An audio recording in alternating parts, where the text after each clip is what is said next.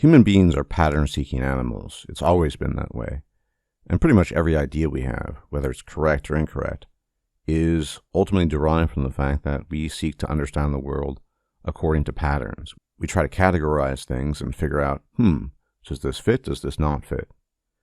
And long before the internet existed, there were patterns and categories of human beings. You might have heard of the term the jock and the nerd. Now, these things still exist, particularly nerd. Nerd is a very common one that you'll hear. But the jock was also a thing. And generally when you put people into categories such as jock or nerd, they had a certain phenotype, a certain presentation or physiognomy that they would project to the world. And oftentimes there would be correlations if you saw a particular phenotype thinking, this is the type of guy that would act this way. There are countless examples of this. You might have heard of Jocko Willink, the former Navy SEAL who has a podcast, very, very famous. If you look at his face, he has the face of the warrior, the jock. Huge, Chad-like warrior jaw. And you can just tell this guy was made for physical things, pretty much. And if you ever watched a round table of, say, Dungeons and Dragons, you look at the guys there. Almost all of them are out of shape, either grossly overweight or underweight. They don't look particularly good. They're greasy. There's a kind of phenotype associated with such activities, such as tabletop role-playing, right? I'm not saying it's impossible that a Jocko Willink could be interested in, say, Dungeons and Dragons, but it's pretty unlikely. So for the longest time, we've categorized people, and that's a pretty normal thing to do. And then along came the internet. And the internet changed everything. Because with the inception of the internet, there was the potential of mass media and reaching people beyond the few individuals you knew in your life. And as a consequence of that, the meme emerged. Now, meme itself is a very old term, relatively speaking, that was originally seen in a book by Richard Dawkins from 1976. And of course, back then it had a slightly different meaning. The idea of being cultural things, memetics that imprint upon the rest of society. And that's still largely true. But when people talk about memes, they mean very different things these days. Oftentimes they mean humor, they mean funny, they mean this or that. But getting back to the notion of categorizing people, we can observe that memes have been very effective in this regard. There are countless, and I do mean countless memes, of different categories of human beings that describe almost archetypes as well as phenotypes. You have the Chad, you have the Inkwell, you have the Sigma male, you have the Becky, the Stacy, and so on and so forth. Like I said, there are many, many different types of these memes that all seek to describe a certain archetype. And this in and of itself would be interesting, and it is, because it's a further development and reflection of how we typically categorize things and look for patterns in everything we do. But there's another element here, and that is the memification of us, of human beings, which is to say, increasingly, especially in the younger generation, people have, through osmosis, I would argue, become so used to memes of the sort I've described that they begin identifying with them.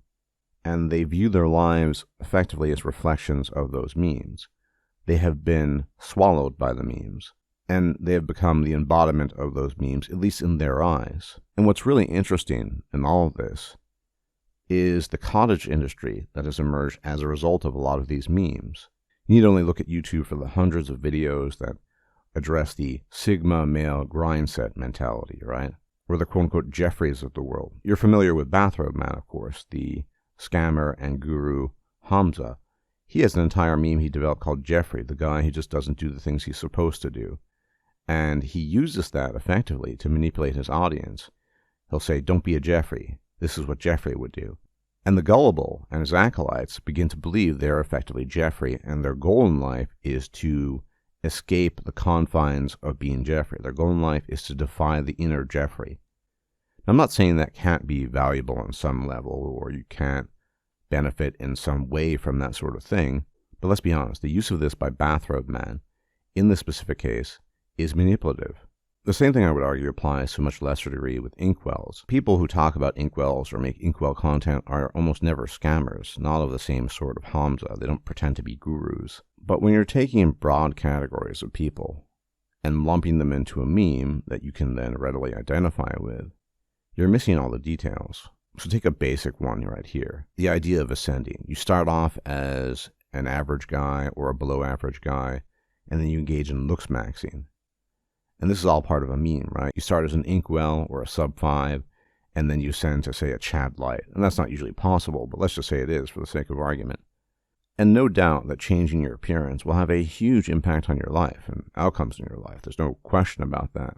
But there are a lot of individual issues that are never well encapsulated or described in these memes that it's not going to fix. Of course, there are memes within a meme, and one of the memes is your looks are your personality. And that's true to a certain degree, even a large degree oftentimes initially, right? But your personality is still your personality. If you have underlying issues, you can looks max and mew max and gym max as much as you want, but it's unlikely that those underlying issues could ever be addressed. This is one example of many.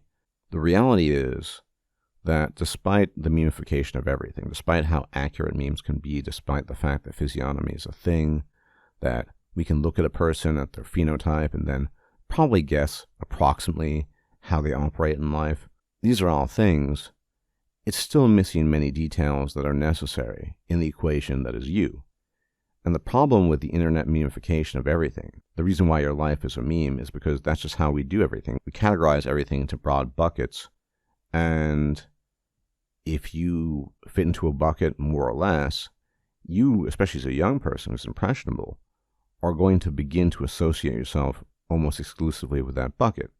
And to some degree, that can be a good thing. You might meet people online that you have things in common with, talk to, and above all, people online you might be able to relate to, because there is a sort of common ground embodied by each of these memes, ultimately. But the danger here, of course, I think, is the loss of individuality. And a lot of people go on about individualism, but I think it's true here. You can see yourself in a meme that's been propagated for a number of years online. You could even see the ultimate similarity there and the veracity of that meme, and still feel somehow apart from that, still feel that you're separate from what that meme actually embodies. And I've noticed this, especially with the younger generation, as much as I appreciate these memes and they're funny to varying degrees, that when they're looking at other people and engaging in discourse, even the ones that are kind of normie-esque, not all the time, but frequently, but especially people who are terminally online, they're always looking for a mimetic category to put somebody into almost instantly. Now, a lot of this is also down to how heavily politicized things are and the culture war and other things.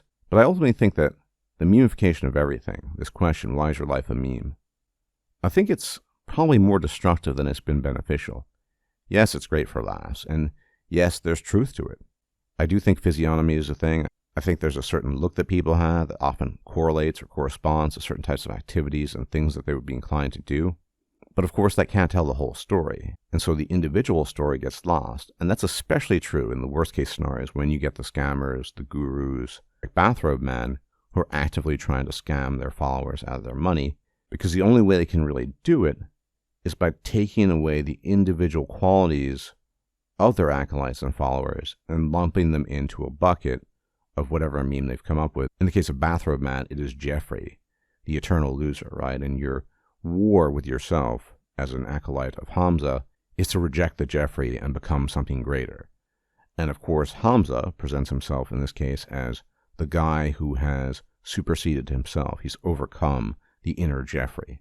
But that applies to basically everything related to, say, self-improvement. It's not limited to Hamza. Any channel that talks about that, any person who talks about self-improvement in a serious way, most of them present self-improvement as if it were the solution to all your problems. And no doubt self-improvement can help.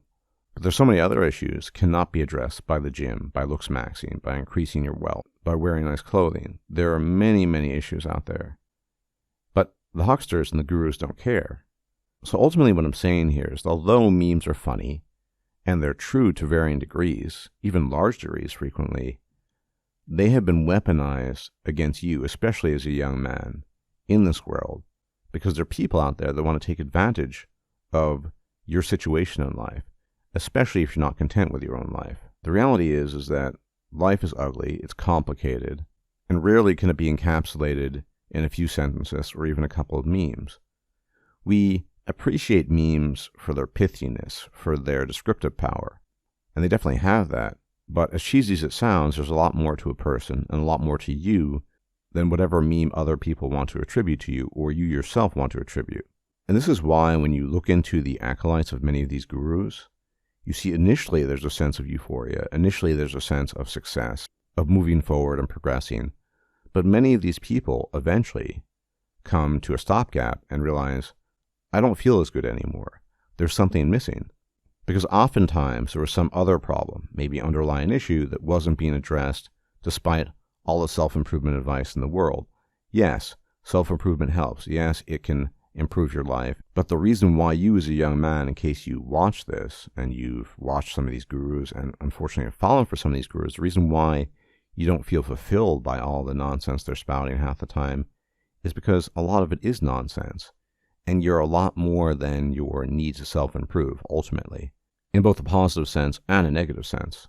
Yes, your life is sort of a meme, because memes capture so little of the big picture ultimately. And the big picture does matter when it comes to your life. This is the only life you have, the only opportunity you have. And it'd be a shame if you just reduced it to a pure meme. Anyway, as always, thank you for tuning in. Many special thanks to my patrons. You guys are the best. Without you, the channel simply could not exist. And many special thanks to my donors on PayPal as well. As for everybody else, if you can leave a like, share, comment, and subscribe, all that YouTube jazz, purportedly it helps, I'm not sure, be much appreciated. Until the next time, if I'm still alive, may the gods watch over you. Bye-bye for now. If you liked this video, please like, share, and subscribe. And if you enjoy my content, please consider making a donation or becoming a patron. Thanks for watching.